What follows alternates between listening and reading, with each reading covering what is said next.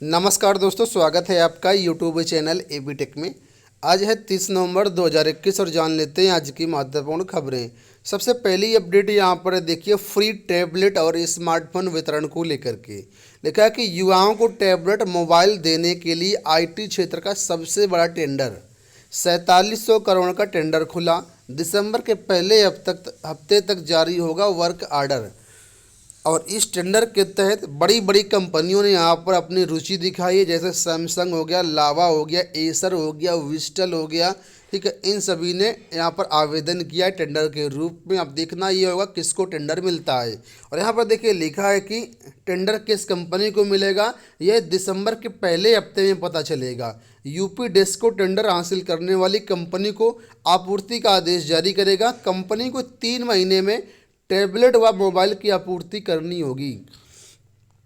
आपको बता दें कि प्रदेश में जो भी स्नातक छात्र हैं, जो भी स्नातकोत्तर छात्र हैं, इसके अलावा जो भी व्यावसायिक पाठ्यक्रम में अध्ययनरत विद्यार्थी हैं, इनकी संख्या लगभग 68 लाख है। इन सभी को ये चीज़ें वितरित होनी है। तो कुल मिलाकर के आईटी क्षेत्र का सबसे बड़ा टेंडर जारी किया गया और आपको उम्मीद है कि दिसंबर में ही जो टैबलेट और स्मार्टफोन का वितरण शुरू हो जाएगा। चलिए बढ़ते हैं अगली अपडेट की तरफ। यहाँ पर अपडेट है आपकी इलाहाबाद विश्वविद्यालय रिजल्ट को लेकर के। इलाहाबाद विश्वविद्यालय ने पीजी के 27 पाठ्यक्रमों की प्रवेश परीक्षाओं के परिणाम जारी कर दिए हैं। ठीक है, परीक्षा परिणाम जो है इलाहाबाद विश्वविद्यालय की ऑफिशियल वेबसाइट पर उपलब्ध है, वहाँ से आप लोग चेकआउट कर सकते हैं। प्रवेश प्रकोष्ठ की ओर से इन पाठ्यक्रमों के परिणाम संबंधित विभागों को भेजे जाएंगे और विभाग अपने स्तर से निर्धारित कट ऑफ के तहत यहाँ पर प्रवेश लेंगे। तो ज़्यादा डिटेल्स आप लोग आयोग यूनिवर्सिटी की वेबसाइट से देख सकते हैं। यूपी टेट को लेकर के आज फिर समाचार पत्रों में बहुत सारी अलग अलग अपडेट दी है, तो देख लेते हैं सारी अपडेट। देखिए यहाँ पर पहली अपडेट है कि टीजीटी में एक और साल्वर गैंग का भंडाफोड़। शिक्षक पात्रता परीक्षा के दौरान शहर में एक और साल्वर गैंग का भंडाफोड़ हुआ है। पुलिस ने साल्वर व मूल अभ्यर्थी को गिरफ्तार कर उनके कब्जे से ब्लैंक चेक, शैक्षिक प्रमाण पत्रों की छाया प्रति और अन्य चीज़ें बरामद की है। गिरोह के सरगना समेत 3 आरोपी फरार हैं, जिनकी तलाश की जा रही है। ठीक है, धूमनगंज में लखनऊ एसटीएफ ने की कार्रवाई, 2 गिरफ्तार, सरगना समेत 3 हुए फरार। तो यूपी टेट में लगातार नई नई चीज़ें निकल करके सामने आ रही हैं, जो एसटीएफ इसकी जांच करने में जुटी हुई है। यहाँ पर भी देख सकते हैं लिखा है कि एसटीएफ के रडार पर 20 अभियुक्त, वांछित अभियुक्तों से 11 साल्वर परीक्षा पास कराने के लिए बिहार से बुलाए जाते हैं। एसटीएफ की अलग अलग टीमें उन 20 लोगों की भी तलाश कर रही हैं जिनके नाम रविवार को ही गिरफ्तारी में सामने आए थे। 20 वांछित अभियुक्तों में से 11 सर्वर हैं। सूत्रों के अनुसार कई सारे अभ्यर्थी इसमें गिरफ्तार किए गए हैं। कई सारे अभ्यर्थियों की जो अभियुक्त हैं उनकी तलाश अभी जारी है। 11 जो है अभी तक यहाँ पर दिया गया है कि जो है वह 20 में से 11 जो साल्वर हैं उनको अभी कुछ तो गिरफ्तार कर लिया गया और बाकी की तलाश यहाँ पर जारी है। टीईटी पेपर लीक मामले में अब जो एसटीएफ की जांच है कहीं ना कहीं वो परीक्षा न्याय प्राधिकारी और एजेंसी की तरफ बढ़ रही है। ये भी शक के दायरे में आ रहे हैं। इसी वजह से जो एसटीएफ ने क्या है कि परीक्षा न्याय प्राधिकारी कार्यालय के उन कर्मचारियों को पूछताछ के लिए बुलाया है जिनका सीधा संबंध पर्चा तैयार करने से है। साथ ही परीक्षा कराने वाली एजेंसी व प्रिंटिंग प्रेस को भी नोटिस भेज करके पूछताछ के लिए लखनऊ बुलाया गया है। इस मामले में परीक्षा न्याय प्राधिकारी के उप रजिस्ट्रार प्रेम शंकर ने प्रयागराज में अज्ञात के खिलाफ धोखाधड़ी, आपराधिक साजिश और परीक्षा अधिनियम के तहत मामला दर्ज करवाया है। तो कुल मिलाकर के एसटीएफ जो है अब परीक्षा न्याय प्राधिकारी के जो कर्मचारी हैं उनसे भी जांच करेगी, पूछताछ करेगी। और जो प्रिंटिंग प्रेस है, परीक्षा एजेंसी है, कहीं ना कहीं उसकी भी भूमिका संदिग्ध लग रही है, इसलिए वजह से उनको भी बुलाया गया है जाँच के लिए।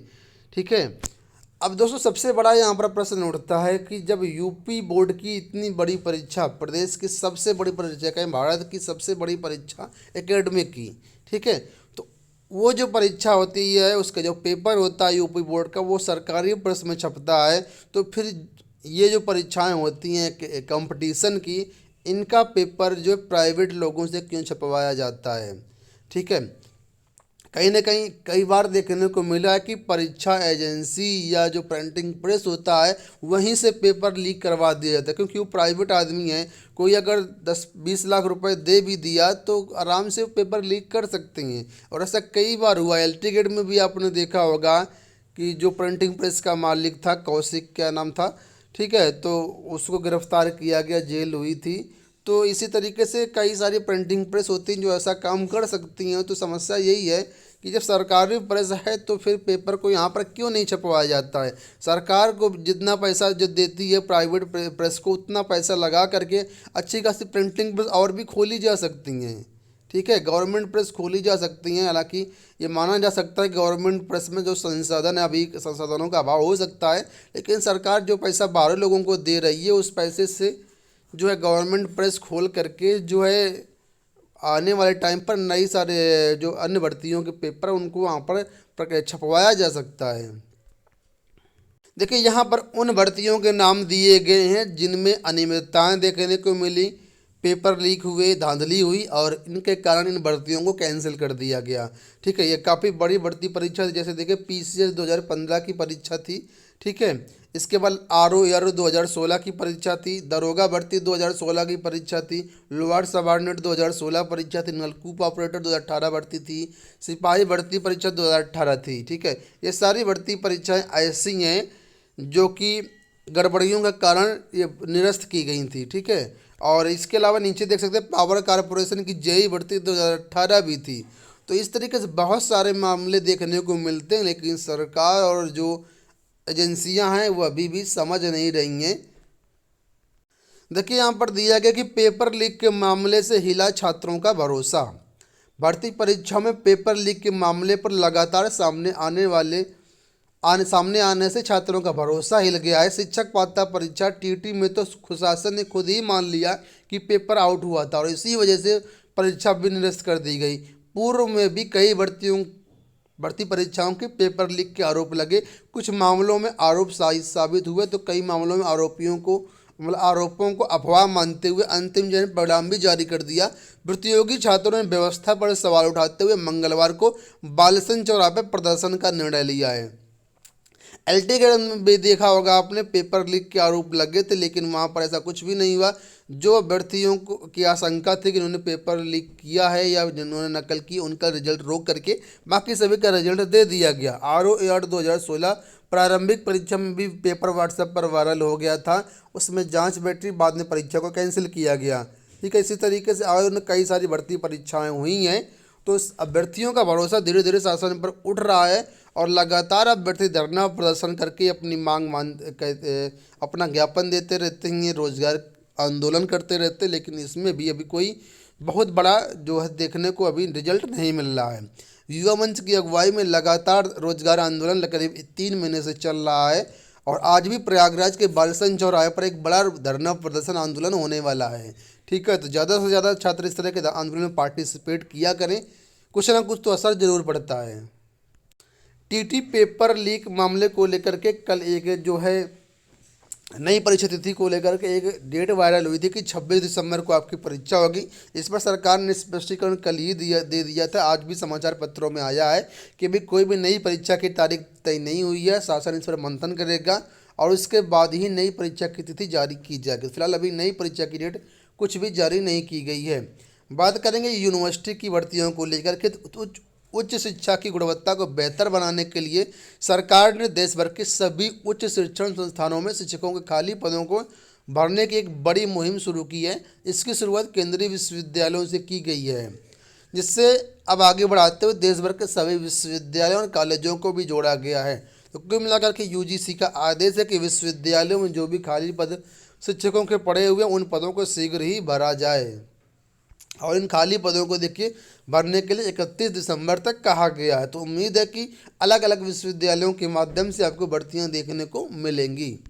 सीटेट के एडमिट कार्ड को लेकर के यहाँ पर अपडेट है। आप लोग जानते हैं सीटेट की जो परीक्षा है 16 दिसंबर से शुरू होनी है और अभ्यर्थी इसके एडमिट कार्ड का इंतजार कर रहे हैं। तो फिलहाल अपडेट यहाँ पर दिया है कि दिसंबर के पहले सप्ताह तक जारी हो सकते हैं सीटेट के एडमिट कार्ड, यानी अधिकतम 7 दिसंबर तक आपके सीटेड क्रेडिट कार्ड जारी हो सकते हैं। तो जो भी अपडेट होगी चैनल के माध्यम से आप लोगों को प्रोवाइड की जाएगी। पुरानी पेंशन को लेकर के यहाँ पर अपडेट है, लिखा है लखनऊ में आज भरेंगे हुंकार। प्रदेश व्यापी रैली के लिए 50 से अधिक बसों से रवाना हुए सैकड़ों कर्मचारी शिक्षक अधिकारी पेंशन अधिकार मंच की ओर से पुरानी पेंशन समेत कई अन्य मांगों को लेकर के मंगलवार को लखनऊ में प्रदेश व्यापी रैली की घोषणा की गई है। इसमें शामिल होने के लिए सोमवार को सैकड़ों कर्मचारी लखनऊ रवाना हो गए। तो कुल मिलाकर के उत्तर प्रदेश में एक बड़ी समस्या है पुरानी पेंशन की। ठीक है, आप लोग जानते होंगे पुरानी पेंशन बंद कर दी गई, नई पेंशन दी गई। नई पेंशन से जो शिक्षक हैं, जो कर्मचारी वो संतुष्ट नहीं हैं, उनको अपना जो भविष्य खतरे में नज़र आ रहा है, इसीलिए जो अभ्यर्थी लगातार हैं वो पुरानी पेंशन की मांग कर रहे हैं। दोस्तों, ये हो गई आज की सारी सूचनाएं। आशा करते हैं वीडियो पसंद आया होगा। इस वीडियो में इतना ही, धन्यवाद।